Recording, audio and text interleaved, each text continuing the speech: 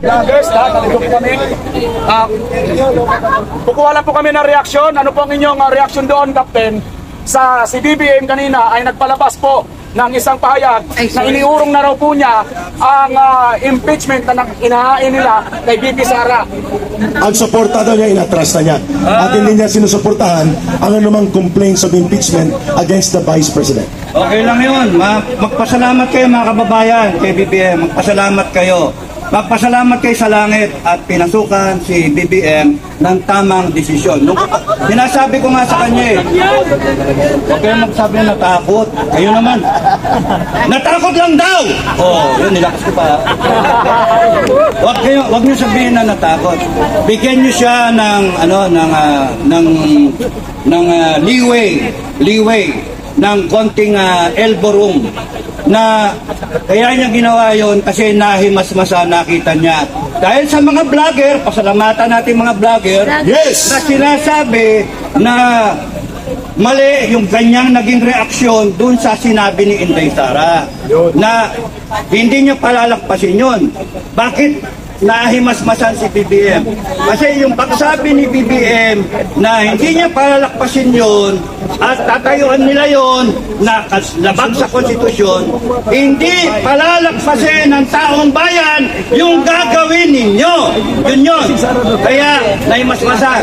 Nakita nila na mas makapangyarihan ang taong bayan. Kaya doon kayong maniwala. We, the sovereign Filipino people, Constitution, we ordained and promulgated the Constitution. Hindi pwedeng baguhin ang Constitution ninyo. Hindi pwede. Kung hindi nyo niraratify, kung hindi kayo approve, bawat section, bawat amenda na gagawin sa Constitution, hindi pwedeng basta-basta palitan kung hindi pumayag ang taong bayan. Ganon kayo ka-powerful. Powerful ang taong bayan. Nasaan ang gobyerno? Nasa ibaba ng konstitusyon. Ito ang presidente, yung judge, yung Supreme Court, yung legislative, nasaan ang armed forces at saka mga PNP. Makinig kayo. AFP at PNP, nasa ibaba kayo ng executive. So, isang dangkal ang layo sa taong bayan. We, the sovereign people, then the Constitution that we ordained, binasbasan natin. Binigyan nyo na hininga. Lahat ng nakalagay sa Constitution, yon ang kagustuhan ng taong bayan. Kaya hindi pwedeng baluktutin. Hindi pwede. At ang nagtatangka na baluktutin yan, kalaban ng taong bayan. Yun, klaro. Pangalawa, may tanong dito mula kay Bisdak para sa mga vloggers. Bisdak, go ahead. At ano po ang inyong gustong ipaabot sa grupo nila Captain Dado na tumanaw ngayon sa It's a Swine Vigil ng mamamayang Pilipino? Captain Dado, maraming salamat ho sa inyong kabayanihan at katapangan na nakasama po namin kayo ngayong gabi dito sa It's a Shrine. One time, big time. Kap, ito po yung katanungan ho. Ano ho ang inyong masasabi na itong NBI ay pinasupina na ho si Vice President Inday Sara Duterte at bukas nga ho yung nakatakdang araw na dapat humarap si Vice President Inday Sara sa NBI. Kailangan pa bang humarap ni Vice President Inday Sara sa supina ng NBI dahil doon sa pag pinatay umano si Vice President Inday Sara ay meron siya umanong inuutusan na mag-revenge para sa kanyang kamatayan at hanapin si Martin Romualdez, Lisa Araneta Marcos at si Bongbong Marcos. Bago sagutin ni Captain Dado, idugtong na natin. Ngayong araw din po, Captain Dado, nag-file ang Philippine National Police ng criminal complaint kay Inday Sara Duterte for disobedience to lawful authorities. At ngayon ay may isa pang kasong ipapile sa pagtatangka sa buhay or attempt of assassination. Captain Dado, dalawang tanong yon. Bilang pangalawang pinakamataas na opisyal na halal ng mamamayang Pilipino, anong reaksyon sa ginagawa ngayon ng NBI at PNP? Alam mo, NBI, kung nakikinig kayo, tsaka PNP, yung liderato, at lahat ng gobyerno, buong gobyerno ng Pilipinas, lahat ng mamamayang Pilipino, binabastos yung boto nyo eh. Yun lang yun. 32 million ang pumoto. Eh bakit nyo bibirahin yung Vice President? No? Iikot ang gulong. Huwag kayong nagpapagamit sa kabaluktutan nitong gobyerno. Babanatan ninyo ng ganong kaso-kaso. Wala yun. Wala yun. Kayang-kaya ni Sara, depensa yung sarili niya. Walang kaso yon. Ang kaso, yung gumamit ka ng droga. Yung magnakaw ka. Yung hayaan mo na may nakikita palang ginagawa. Yung magnakaw ng pera. Yun yung problema. Kaya ngayon, yung double standard na yan, natutuwa ba tayo? Hindi. Kaya kami galit. Malacanang, kaya kami galit. At kung hindi nyo pakikinggan yung sinasabi namin, yung hinaing namin, sasamain kayo sa taong bayan. Magagalit kami. Magkakaroon kami ng People's Initiative. Magkakaroon kami ng People's Initiative. Magkakaroon kami ng People's Initiative. Magkakaroon kami ng People's Court. Alam niyo yung People's Court? Magkakaroon kami ng People's Audit. Trages. Anong gagawin ng audit? Yari kayong lahat, kayong mga magnanakaw. Yung salin ninyo at hindi tumugma doon sa mga pag-ari-arian yung relo, bag, damit, kotse, bahay, kondo, kahit sa abroad. Pagka hindi tumama, sisigilin namin kayo at magkakaroon tayo ng death penalty. Sa kagustuhan ng taong bayan. Anong Congress ang hinihintay natin? Anong Senado ang hinihintay natin? Ilang taon na yung binuro? 2004 pa. Yung Resolution 10. Isang ano lang yan ng kagustuhan ng taong bayan. Kasi gusto natin. Yun lang. Walang pwedeng bumaluktot sa taong bayan. Tandaan niyo yung kapangyarihan ninyo, mga kababayan. Huwag kayong patulog-tulog sa pansitan. Huwag kayong magpapadaig sa mga tarantado na hinayupak ng mga buwaka ng inang yan. Huwag kayong mag-ano. Sorry, nagmura ko. Yung sa simbahan. Sorry po. Yung nabilalagit. Ha? Pinilalagit para pagtakas. Tanong pa sa'yo. Sige. Ito mga kababayan, we have to address the elephant in the room, so to speak. Nandito na mga retired officers, may mga general, may mga kapitan, may mga koronel. Malinaw ang binanggit ni former President Duterte. Makinig ka po, former Chief Justice Lucas Bersamin, na ngayon ay Executive Secretary. Hindi po ipinanawagan ni Pangulong Duterte na magkudita.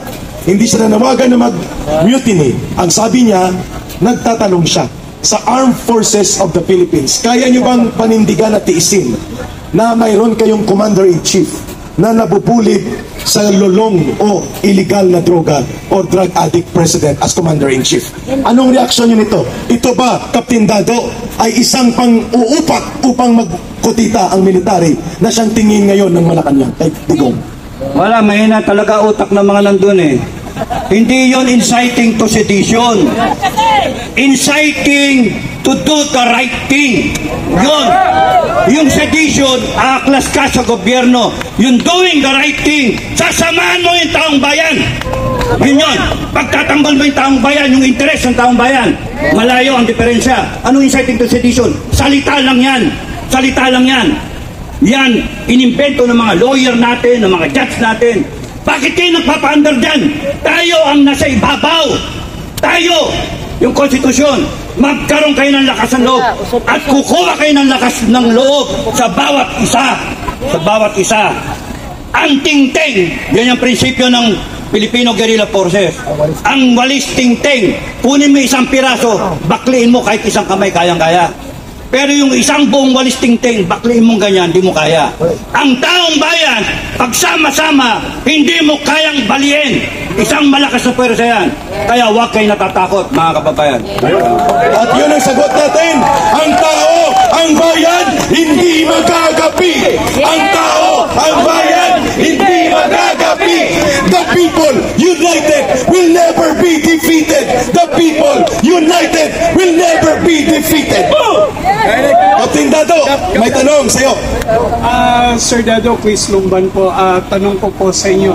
Nangangamba po ngayon ang mga retiree ng mga military po kasi ang kanilang pension ay nangangamba din po na naubusan na ng pondo. Ano po ba sasabi niyo po dito?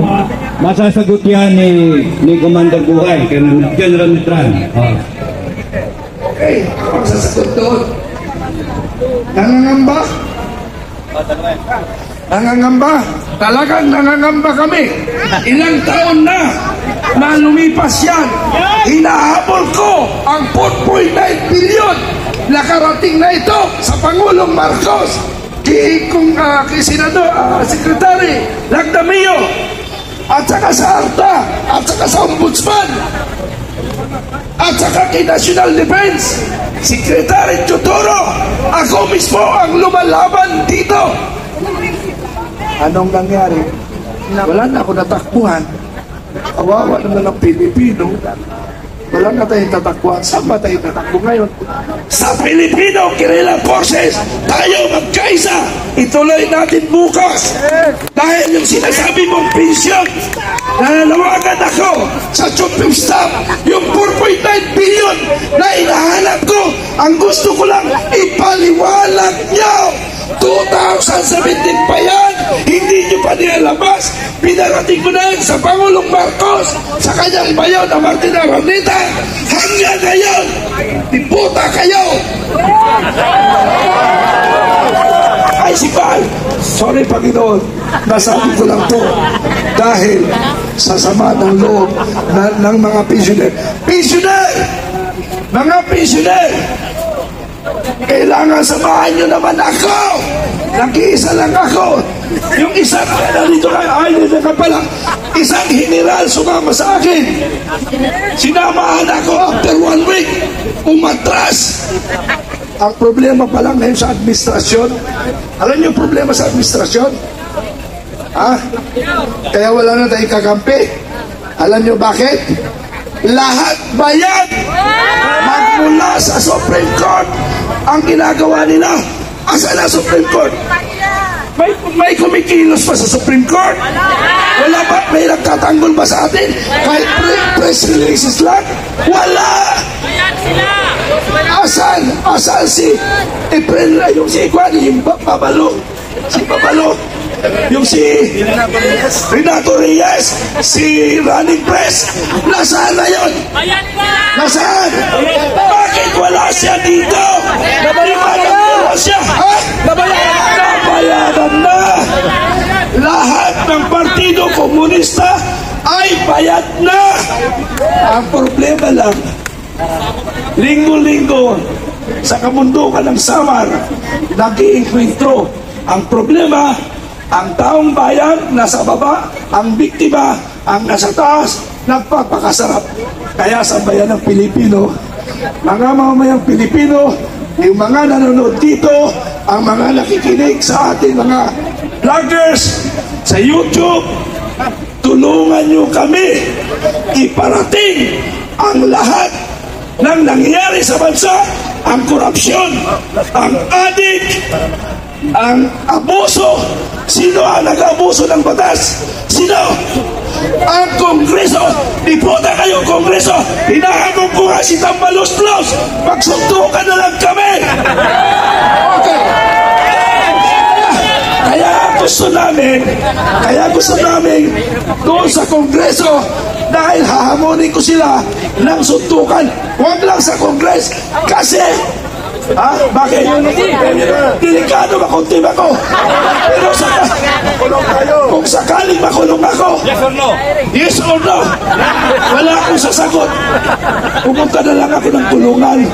Pero hindi ako kukuha ng abogado kung sakali ako ipa-aresto. Never! Hindi ako kuha ng abogado. Kahit bigyan nila ako abogado, bahala na ako mabulok. At kayo taong bayan, sundan nyo ako sa kulungan. Pwede ba? Pwede! Magkaisa tayo sa kulungan. Kaya ba tayo magpagulong lahat? Kaya ba? Kaya! Okay, sa bayan ng Pilipino, salamat sa kulungan. Last question, dahil mayroon pa po tayong mga programa bukas. Mas malaki, mas matatag, at mas nakakayanig na pagtitipon bukas. Last question, para kay Captain Dado at sa grupo nila sa Filipino Guerrilla Forces. Intindihin nyo na po na mayroon pa silang mga meeting na pupuntahan. Go ahead, BMR Jones. Ayan, Captain Dado. Ito, reaction ulit. Maraming salamat. Reaction ulit, Captain Dado. Yung kahapon sa Quadcom hearing, nandun po, umatin po yung AMLAC. Pinasinungalingan po lahat ang mga nilapag o nilabas ni Trillanes na mga papilis nung nakaraan Quadcom hearing. Ano po ang inyong masasabi na ito pa lang si Trillanes ay napakasinungaling? Final question muna ito, and then panawagan ni Captain Dado sa Tangbayan para bukas Okay. at sa susunod na araw. Ano yun yung isang parte, bakit lumusot sa Kongreso yung ganong tanong at ganong ebidensya na hindi naman na-vet, hindi yung veterinaryo, yung na-vet na verify kung tama o mali. Hindi pwede kung, pare, ito, ganito, ano ba ebidensya mo? Mayroon kang pinakita, and then tatanggapin natin. Hindi yun, kasi naninirang puri kayo kahit sinong tao. Mali yun. Hindi tama yun. Ngayon, pumasok yung AMLAC. Sinabi, hindi totoo. Kaya lumalabas, perjury pa, yung nagsasabi ng ebidensya. Sinabi ng AMLAC, yun ang katibayan na hindi totoo. Kaya dapat magkasuhan ng perjury si dating Senator Trillanes. Sorry Sunny, no? Pero yun eh. Yun yung reality eh.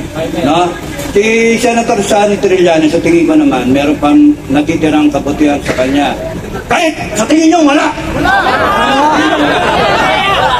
Nagulat ka eh. Nagulat ka eh. Merong natitirang ano yan kasi kahit pa paano may dinaanan yan. Kaparte yan ng ating history. Pero ako mas interesado sa history na ginagawa ninyong lahat. Kayong lahat, mga kababayan, you want to be part of history in changing this country, be part of history. You change this country. Dapat lang kayo. Huwag kayong matatakot. Captain Dado, abang nandito ka, aawitin natin ang Pilipinas Tunghal. So everybody, please stand up. Lapit po kayo. Samahan natin ang grupo nila Supremo Captain Dado, General Simoy, Colonel Mitran, and the rest of the Filipino Guerrilla Forces, retired military and police officers na nandito. Samahan niyo po ako, si Ka Eric, madamdaming pag-aalay ng awitin sa gabi ng pagpupuyat at gabi ng pagbangon ng kasaysayan ng mamamayang Pilipino. Ready? Kung pwede po ang mga cellphone muli, pailawin dahil wala lang tayong kandila. Pailawin natin, please. Everybody, raise your cellphones. Samahan nyo kami ni Captain Dado, Colonel Mitran at General Simoy ng madamdamin na pag-aalay ng awitin ito. Sa gabing ito, dadaloy ang kasaysayan at babangon muli ang diwa ng mga bayaning Pilipinong ayaw pasusupil sa isang gobyernong ibinabalik at ibinubulit tayo sa madilim at abusadong paghahari-harian. Ang bayan ko'y tanging ikaw. Everybody please sing with us. Pilipinas kong mahal, ang puso ko at buhay man sa iyo'y ibibigay. Tungkulin kong gagampanan na lagi kang paglingkuran. Ang laya mo'y babantayan. Pilipinas ko, isa pa. Ang bayan ko'y tanging ikaw. Pilipinas kong mahal, ang puso ko at buhay man sa iyo'y ibibigay. Tungkulin ko'y gagampanan, ang paglingkuran. Ang laya mo'y babantayan. Pilipinas kong hirap. Sapa, kay sarap mabuhay sa sariling bayan kung walang alipin at may kalayaan. Ang bayan sinisiil, bukas ay babangon din.